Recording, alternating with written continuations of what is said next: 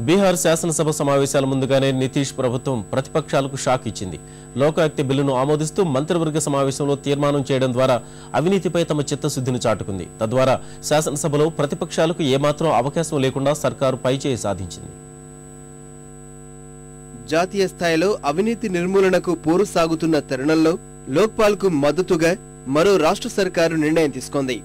ఇప్పటికే లోక్పాల్ బిల్లును శాసనసభలో ఆమోదించి ఉత్తరాఖండ్ సర్కారు రికార్డు సృష్టించగా బీహార్లోని నితీష్ కుమార్ ప్రభుత్వం కూడా అదే బాటలో నడుస్తోంది. బీహార్ ప్రభుత్వం అవినీతిలో కూరుకుపోయిందంటూ విపక్షాలు విమర్శిస్తున్న వేళ లోక్పాల్ బిల్లును తీసుకురావడం ద్వారా వారికి చెక్ చెప్పాలని సీఎం నితీష్ కుమార్ భావించారు. ముఖ్యమంత్రి సహా రాష్ట్ర మంత్రివర్గం మొత్తం బిల్లు పరిధిలోకి వచ్చే విధంగా దీన్ని రూపొందించారు.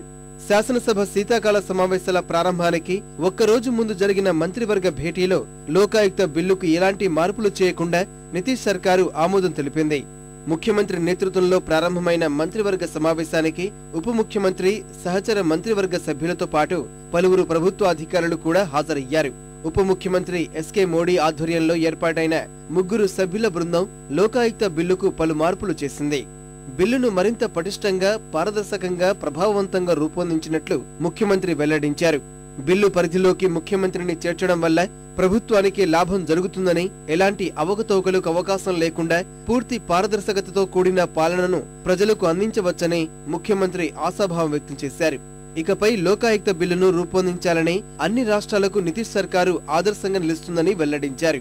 ఇలాంటి బిల్లుల వల్ల ప్రభుత్వ సామర్థ్యం, పనితీరు ప్రజలకు తెలిసే అవకాశం ఉందని ప్రకటించారు.